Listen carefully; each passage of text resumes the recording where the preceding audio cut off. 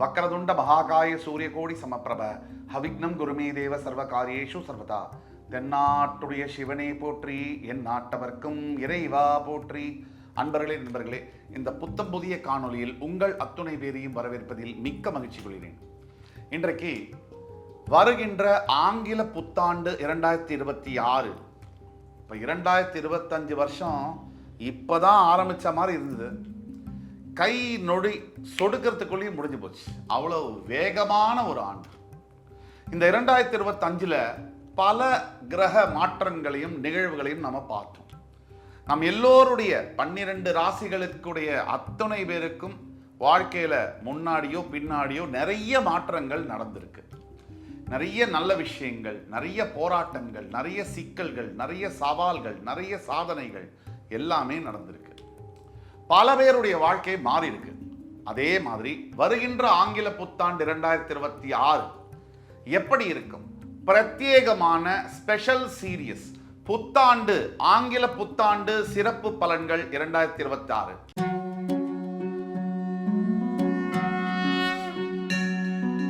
இன்றைக்கு நம்ம பார்க்கக்கூடியது கன்னிராசி. கன்னிராசிக்கு 2026 எப்படி இருக்கும்? ஒட்டு மொத்தத்தில் பார்த்தோம்னா கன்னிராசிக்கு 2026 ஒரு மிகப்பெரிய அதிர்ஷ்டகரமான ஆண்டாகத்தான் இருக்கும். பொதுவா அதிர்ஷ்டகரமான ஆண்டு அப்படின்னு நம்ம சொன்னோம்னா அதை நம்ப முடியுமா அப்படின்னா அதுக்கு நிறைய சாட்சி இருக்கு. அதை பற்றி விரிவாக பேசலாம் வாங்க. இந்த வருஷத்தில் கன்னிராசியுடைய மிகப்பெரிய யூஎஸ்பி கீ பாயிண்ட் சக்ஸஸ் ஆகணும்னா என்னன்னு பார்த்தீங்கன்னா, புத்திசாலித்தனம் ப்ளஸ் பொறுமை இஸ் ஈக்குவல் டு வெற்றி. இவ்வளவுதான். இந்த ஈக்குவேஷனை நீங்கள் புரிஞ்சுக்கிட்டீங்கன்னு சொன்னால் இந்த ஆண்டு நீங்கள் ஜாக்பாட் வெற்றியை பார்க்க முடியும். இந்த ஆண்டு ஃபஸ்ட்டு 5 மாதம் ஜூன் 2ஆம் தேதி வரைக்கும் கடினமான பிரச்சனைகள் இருக்கத்தான் செய்யும். ஏன்னா 10ஆம் இடத்தில் இருக்கக்கூடிய குரு, 6ஆம் இடத்தில் இருக்கக்கூடிய சனி பகவான். 6ல் இருக்கக்கூடிய சனியினால் பல நல்ல விஷயங்கள் நடந்தாலும் 10ஆம் இடத்தில் இருக்கக்கூடிய குருவினால் சில பல பாதகங்கள் உண்டு. தொழில் செய்யக்கூடிய இடத்துல முன்னேற்றம் இல்லாமல் தடுக்கிறது. நமக்கு பிடிக்காதவன் சத்ரு எல்லா இடத்துலையும் இருப்பான். அவன் வீட்டில் உறவினரா, நண்பரா, ஏன் நம்ம பெத்த பையனாக கூட சில சமயம் இருக்கலாம், நம்மளை பெற்றவராக கூட இருக்கலாம். சத்ரு, எதிரி என்பது எங்கேயும் இருப்பாங்க. அது நம்மளுடைய கர்மாவை பொறுத்தது, நம்ம தலையெழுத்தை பொறுத்தது.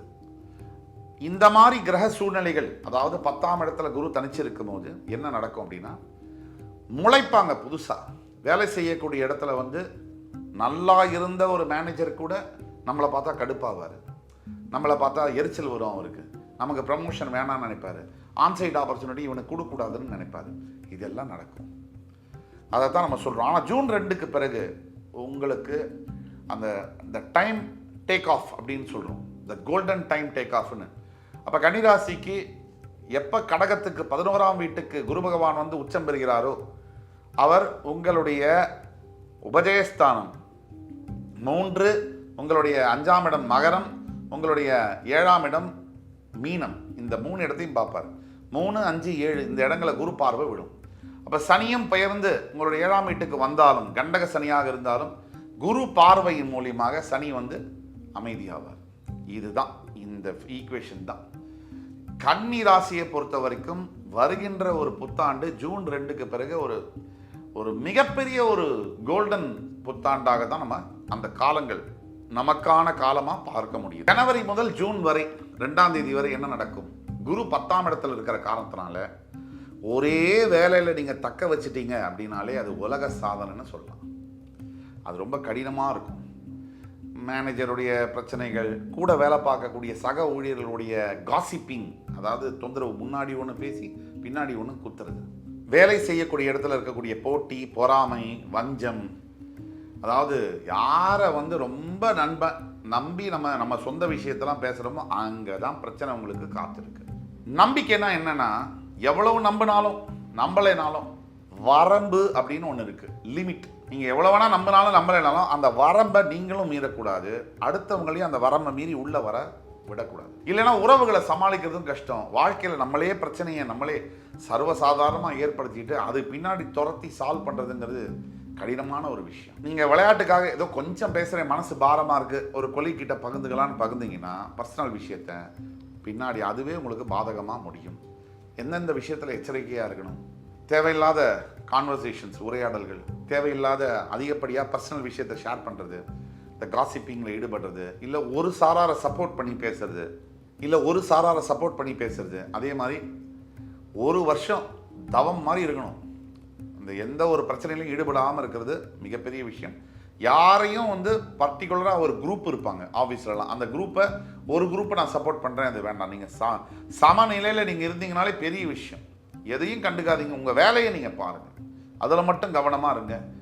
என்ன கெட்ட பேர் வந்தாலும் காதில் போட்டு உங்கள் வேலையை நீங்கள் சரியாக செய்கிறீங்களா, தவறு இருந்தால் திருத்திக்கிங்க, அதை மட்டும் கவனிங்க.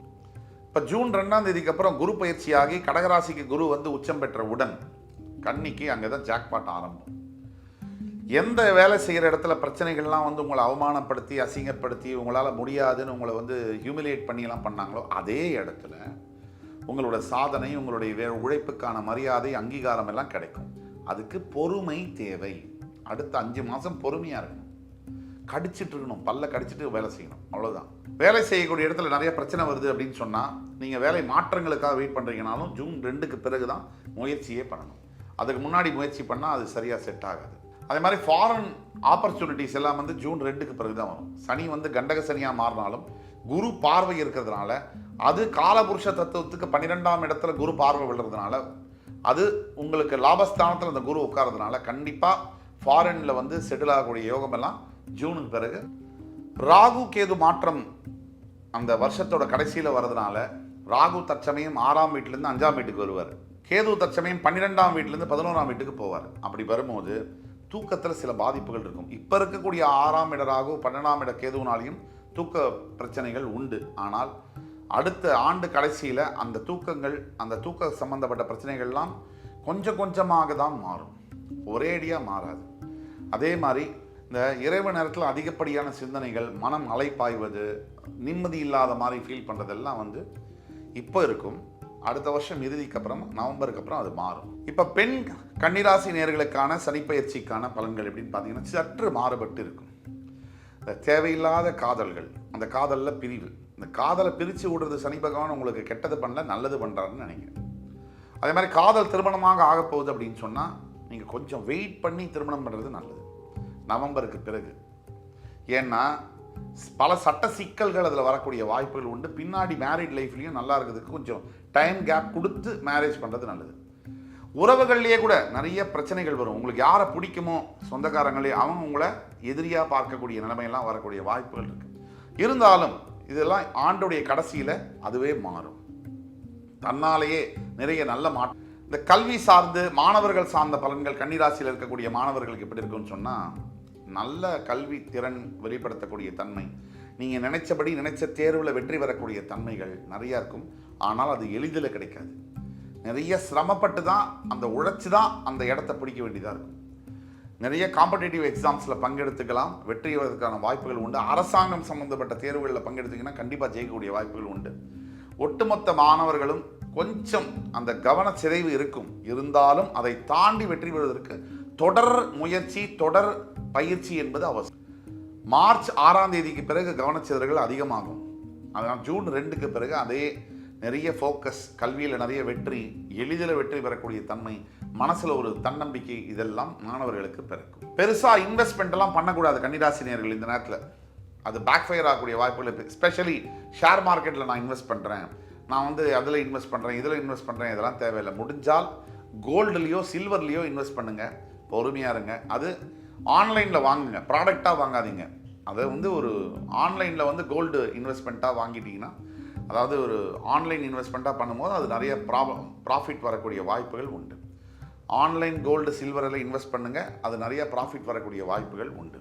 பரிகாரங்கள் அப்படின்னு வரும்போது கண்டிப்பாக குரு ஸ்தலங்கள், அதாவது நமக்கு பாடம் சொல்லிக் கொடுத்த ஆசிரியர்கள், மாணவர்களுக்கு சொல்கிறேன், கல்லூரியில் இருக்கக்கூடிய பேராசிரியர்கள், அதே மாதிரி நமக்கு மேலதிகாரிகள், நமக்கு ஒழுங்கு முறையாக நம்மளை மரியாதை கொடுத்து அன்பாக நடத்தின மேலதிகாரிகள், அதே மாதிரி குருவுக்கு பிடித்த ஸ்தலங்கள், சித்தர் பீடங்கள், இதுக்கெல்லாம் சென்று குரு பகவானை, சித்தர் பீடங்களை வணங்குவது என்பது சிறந்த ஒரு பரிகாரமாக கன்னிராசினியர்களுக்கு இந்த காலகட்டத்தில் உபயோகமாக இருக்கும். நாம் சொல்லக்கூடியது ராகவேந்திர சுவாமி, ஷிரடி சாய்பாபா, ஆஞ்சநேய சுவாமிகளுக்கு போய் மஞ்சள் நிற ஆடையை அவர்களுக்கு சாத்தி அதே மாதிரி அவர்களுக்கு கொண்டைக்கடலை சுண்டலை நிவேதனம் செய்வது குரு பகவானுக்கு, ஆஞ்சநேயருக்கு வடமாலை சாத்துவது போன்ற விஷயங்கள் வாழ்க்கையை மாற்றும்படியான பலன்களை தரும். சுருக்கமாக எப்படி கன்னிராசிக்கு 2026 இருக்கும் அப்படின்னா, தொழில் அப்படின்னு எடுத்தோம்னா சிறந்த அளவில் மிகப்பெரிய அளவில் மேன்மைகள், தொழில் விருத்தி, எக்ஸ்பான்ஷன் இதெல்லாம் நடக்கும். அதே மாதிரி குடும்பம்னு எடுத்தோம்னா சில சச்சரவுகள், சில கோபங்கள் இதெல்லாம் இருந்தாலும் ஆண்டுடைய நிறைவில் அதெல்லாம் மாறி மறுபடியும் நல்ல நிலைமைக்கு மாறும்.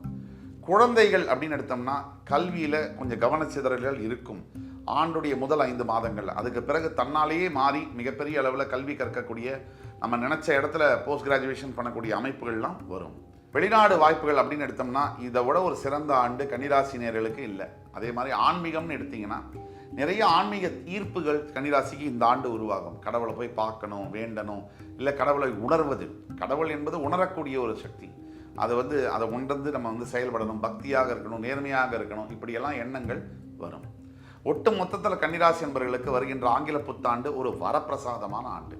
அதுவும் ஜூன் 2க்கு பிறகு உங்களுடைய வாழ்க்கை கம்ப்ளீட் டேக் ஆஃப் ஆகி கம்ப்ளீட் ஒரு மிகப்பெரிய ஒரு வாழ்க்கை மாற்றங்களை கொண்டு வருவதற்கான ஆண்டாக வருகிறது.